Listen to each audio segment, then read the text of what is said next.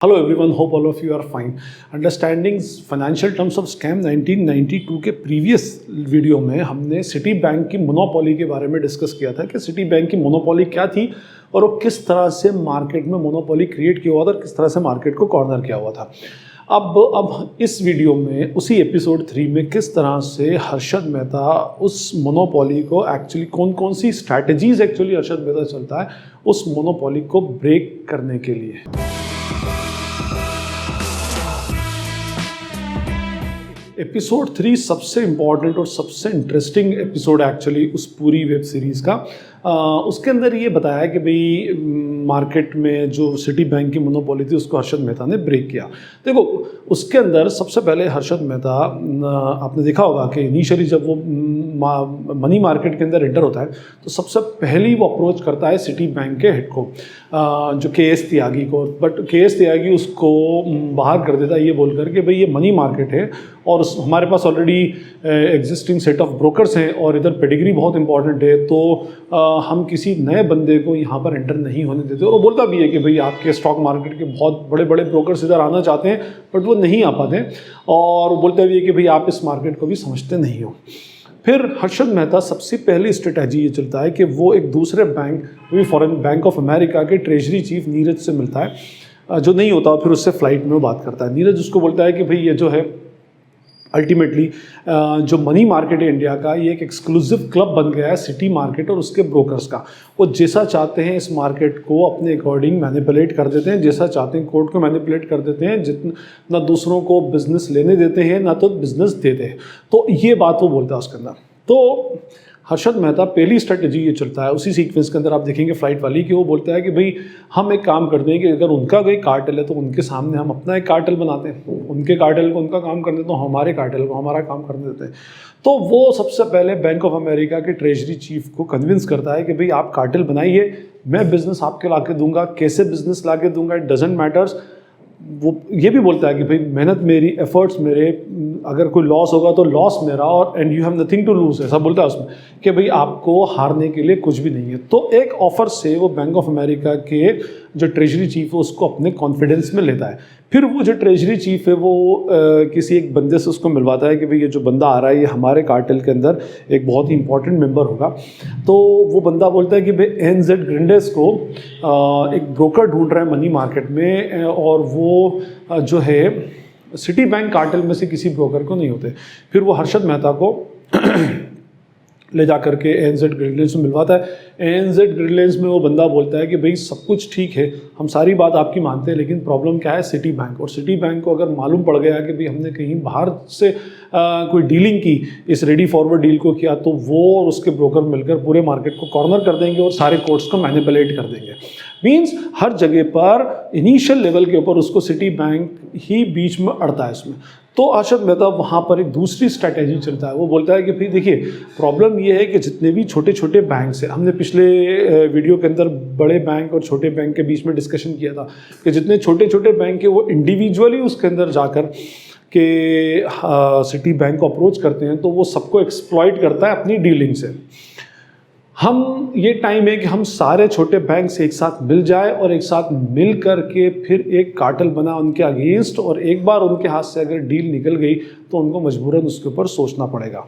और इस बात पर वो एनजेड ग्रिडलेंस और बैंक ऑफ अमेरिका और जो दूसरी बैंक का बंदा बैठा होता है वो सारे उसके ऊपर एग्री होते हैं, और फिर ऐसे वो ग्रिंडेस बैंक को अपने कार्टेल के अंदर सबसे पहले लेकर के आता है, ये एक अट्रैक्टिव ऑफर देने के साथ। वो बोलता भी है कि भाई मैं शेयर मार्केट का ब्रोकर हूँ और मैं ब्रोकर होकर भी लॉस के बारे में नहीं सोच रहा हूँ, तो आफ्टर ऑल आप तो बैंक्स हो, तो कैसे ला कर दूंगा, क्या करूँगा, ये मेरा लुकआउट है, लॉस पर होगा तो लॉस पर दूंगा।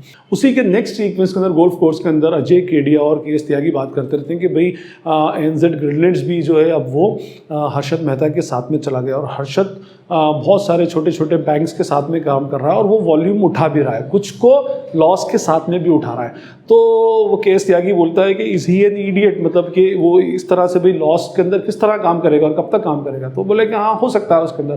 तो सबसे पहले इनिशियली उस मार्केट को के अंदर एंटर करने के लिए वो लॉसेस के ऊपर क्या करता है, अपने बिजनेस को करना स्टार्ट करता है। उनको जो भी छोटे छोटे बैंक्स होते हैं उनको सिक्योरिटीज़ की और कैश की डीलिंग करना, उसको BRs के को पहुंचाना स्टार्ट करता है। उसके नेक्स्ट सीक्वेंस के अंदर बैंक ऑफ अमेरिका का जो ट्रेजरी चीफ होता है वो हर्षद मेहता को बोलता है कि भाई हमें नहीं लगता कि भाई इस तरह की स्ट्रेटजी से हम सिटी बैंक की मोनोपोली को तोड़ पाएँ उसके अंदर।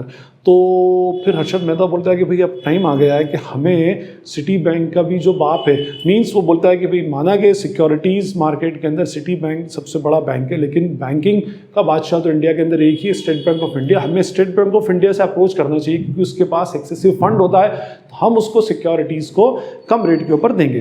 फिर वो स्टेट बैंक ऑफ इंडिया के ट्रेजरी डिपार्टमेंट के अंदर कांटेक्ट करते हैं और उनसे एक मीटिंग फिक्स होती है और वो वहाँ पर बोलता है हर्षद मेहता कि भाई क्योंकि इंस्टीट्यूशनल ब्रोकर्स, इंस्टीट्यूशनल इन्वेस्टर्स बहुत सारे, मतलब बड़े बड़े कॉर्पोरेट इन्वेस्टर्स हैं और बहुत सारा पैसा इनके पास आता है, स्टेट बैंक ऑफ इंडिया के पास बहुत सारा फंड होता है और क्योंकि फंड ज़्यादा होता है एनडीटीएल बढ़ता है, एनडीटीएल बढ़ने की वजह से उनको सिक्योरिटीज़ की कंटिन्यूसली रिक्वायरमेंट होती है। तो हर्षद मेहता बोलता है कि हम आपको सिक्योरिटीज़ लाकर देंगे और सेफली लाकर देंगे और मार्केट में सबसे अट्रैक्टिव ब्रोकरेज रेट के ऊपर, मीन्स वो सबसे कम ब्रोकरेज रेट के ऊपर काम करने की स्टार्टिंग करता है।